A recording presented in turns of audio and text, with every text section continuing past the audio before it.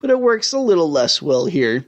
Because this is a dexterity game, a weak player can bring down both of their partners, opening up the victory for a player who doesn't have them for a partner.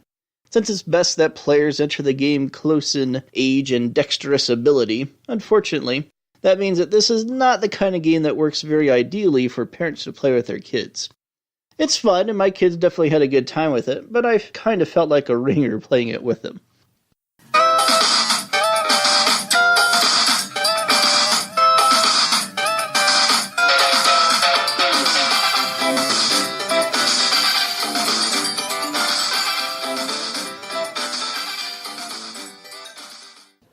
A listener, Dan from Chicago, emailed me and wrote, "The top 5 games for Halloween was great and all, but kind of easy.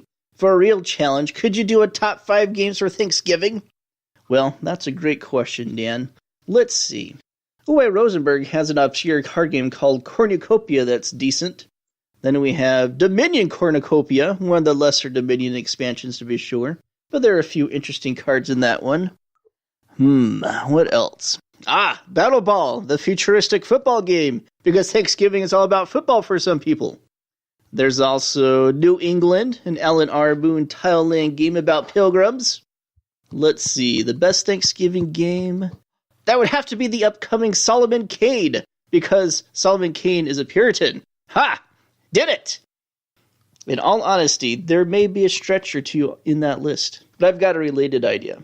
Since Thanksgiving is all about chowing down, and because food is also a big part of Christmas, how about a top 5 food games list? I'd put Food Chain Magnet on this, of course, but I've already talked about that particular game in length in an earlier episode. So let's start with another fun but completely different title. Coming in at number 5 on the top 5 food games list, Me Want Cookies, designed by Roberto Fraga and published by Yellow in 2015. This is a real-time pattern recognition family game. 3 cards are laid down each round that have the same 6 food items printed on them in different places on the card. Pairs of the food items are connected by a tangled-up red string.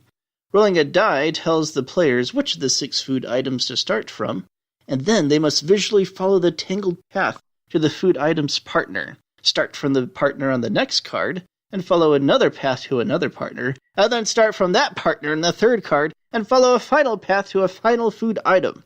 Players will try to be the first to grab the correct food item token at that point, and after everyone has grabbed one, players will physically retrace the path and see which food item was the one that should have been taken. Whoever wound up with that one claims the first card from the set as a point. A new card is dealt out, a new round begins, and whoever attains a certain amount of point cards first is the winner. It's an entertaining game, especially when some of the paths become convoluted and uncertain, leading to some nice moments of tension as the correct path is traced. My wife is particularly fond of this game, and she's really good at it, and she doesn't hold back when we play it with the kids. She's merciless and isn't afraid to crush their hopes. It's a quick game and the very definition of a filler, a term that is all the more appropriate for a food-themed game. Ha! Well, that will do it for episode 22. Thanks for listening. Feel free to join the Out of the Dust Podcast Guild at BoardGameGeek.com. Follow the podcast on Twitter at OutOfTheDustBGG. Leave a comment at the Guild. PM me on BGG under user handle Radagast14. Or email me at radagast14@CenturyLink.net. And join the Out of the Dust conversation yourself at our monthly geek list at BGG. Alright, play me out, Hananda!